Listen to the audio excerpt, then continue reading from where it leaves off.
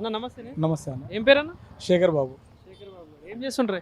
అన్న మేము లోకల్ ఇక్కడ బయట.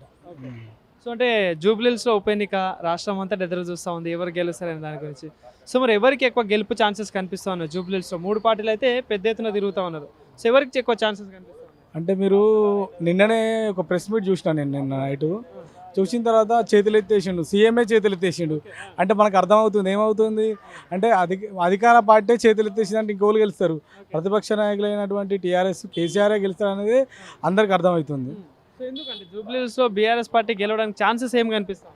100% కేసీఆర్ ఈ హైడ్రా చేయబట్టే గెలుస్తుంది. 100% హైడ్రాతోనే ఇలా కేసీఆర్ వాళ్ళే కేసీఆర్ రావాలి, కేసీఆర్ ఉంటేనే మంచిగా ఉంటుందని జనాలు చెప్తున్నారు. జనాలు చెప్పాలి కదా ఏదైనా ఉంటే. ఇప్పుడు వాళ్ళు చెప్తే కాదు కదా, జనాలు చెప్తున్నారు. ఇప్పుడు మా దగ్గర 10 ఏళ్ళ కేసీఆర్ పాలన ఎట్లా అనిపించింది, ఇప్పుడు నా రేవంత్ రెడ్డి పాలన ఎట్లా అనిపించింది? ఒక బుల్డోజర్కు కేసీఆర్కు జరుగుతున్న ఎన్నికనే అనిపిస్తుంది నాకైతే. ఒక బుల్డోజర్తోనే మనం ఇప్పుడు బుల్డోజర్ పరిపాలన నడుస్తుంది ఇక్కడ. అంతే 100% బుల్డోజర్ పాలన ఇది. మరి 6 గ్యారెంటీల సంగతి ఏంది? 6 గ్యారంటీలు వాళ్ళు బయటకు వస్తారా? 6 గ్యారంటీలు చెప్పుకోవడానికి ఏం లేదు అలా. ఉన్న 1-2 సుతా అవి పనిచేస్తారు. ఇప్పుడు లేడీస్ను బస్సులో పోమ్మంటున్నారు.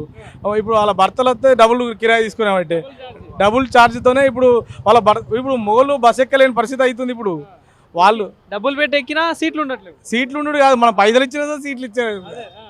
అంటే ఇప్పుడు ఏమవుతుందంటే జనాలు బస్ ఎక్కలేని పరిస్థితికి వచ్చింది. అంతకు బస్సులో ఏదైనా పోదాం అనుకున్నా పోయేటోళ్ళు ఇప్పుడు బస్ ఎక్కలేని పరిస్థితికి వచ్చింది. సో ఇప్పుడు ఈ ఫ్రీ కరెంట్ విషయంలో చూసుకోవచ్చు, 500కి గ్యాస్ ఇస్తున్నామని చెప్తా ఉన్నారు, సన్న బియ్యం ఇస్తున్నామని చెప్తున్నారు, రేషన్ కార్డులు కొత్తవి చాలా వరకు ఇచ్చినామని చెప్పేసి అంటున్నారు. సో అవన్నీ నిజంగా అమలవుతున్నాయి? నాకు తెలిసి ఇవి 100% అయితే ఇది కాదు.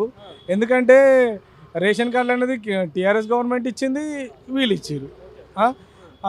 సన్న బియ్యం అనేది కేసీఆర్ ఇచ్చిండు, వీళ్ళు ఇచ్చారు. కరెంటు అనేది 24 గంటలు కరెంటు కేసీఆర్ ఇచ్చిండు, వీళ్ళు కరెంట్ ఎప్పుడు పోతుందో ఎప్పుడు వస్తుందో తెలుస్తలేదు. ఇప్పుడు ఏ రాత్రి కరెంటు కాడికి బాయిల కాడికి పోదామన్నా సార్ రైతుల పరిస్థితి ఎప్పుడు ఏ పురుగు పూసిగా కర్త అనేది ఒక భయం ఉన్నది. రైతు బంధు రామ్ అయిపోయా. రైతు బీమా కోసం వేడి చేస్తున్నారు జనాలు. ఇప్పుడు జూబ్లీహిల్స్లో ఇక్కడ గోపీనాథ్ గారు ఎమ్మెల్యేగా 3 సార్లు గెలిచిండు.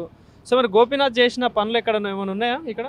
100% గోపీనాథ్ గారు 3 సార్లు గెలిచినంటే ఆయన పనులను చూసే కదా. ఇప్పుడు చూద్దాం 100% ఆమెనే గెలుస్తుంది, సునీతమ్మనే గెలుస్తుంది. అంటే రాజకీయంగా అనుభవం లేదు, కొత్త ఆమె చెయ్యదు తిరగదని మాట్లాడుతూ ఉన్నారు. ఇప్పుడు రాజకీయ అనుభవం అనేది బయటికి వస్తే తెలుస్తుంది, బయటికి వస్తుంది కదా. ఇప్పుడు తెలుస్తుంది. ఎవరైనా కొత్త వాళ్ళే కదా, నువ్వైనా కొత్తే నేనైనా కొత్తే, మాట్లాడితేనే కదా ఏదైనా తెలిసేది. సో మరి నవీన్ యాదవ్ పరిస్థితి ఎట్లుంటుంది? ఇక్కడ స్థానికుడిని నేనే, నాకే ఓట్లు వేస్తారు, ప్రజలంతా నా వైపే ఉన్నారు, నేనే గెలుస్తా అని ఆయన చెప్తున్నాడు. సో ఎంతవరకు ఛాన్సెస్ ఉంటుంది? ఈ బల్బును చూసి వాప అనుకుంటే మనం ఏం చేయలేము, అంతే. అది అంతే. ఇక ఆయన గురించి మనం చెప్పుడు సో తప్పే.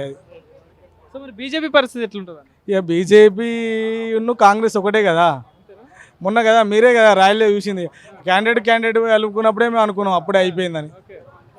సో మరి పోటీ ఎవరెవరి మధ్య ఛాన్సెస్ ఉన్నాయి ఎక్కువ? ఇప్పుడైతే మాకే ఎవరికి ఎక్కువ వస్తుందా అని అనుకుంటారు. ఇక్కడ అయితే 100% బీఆర్ఎస్ అధిక మెజార్టీతో గెలుస్తుంది. 100% ఒక 50,000 మెజార్టీతో గెలుస్తారు.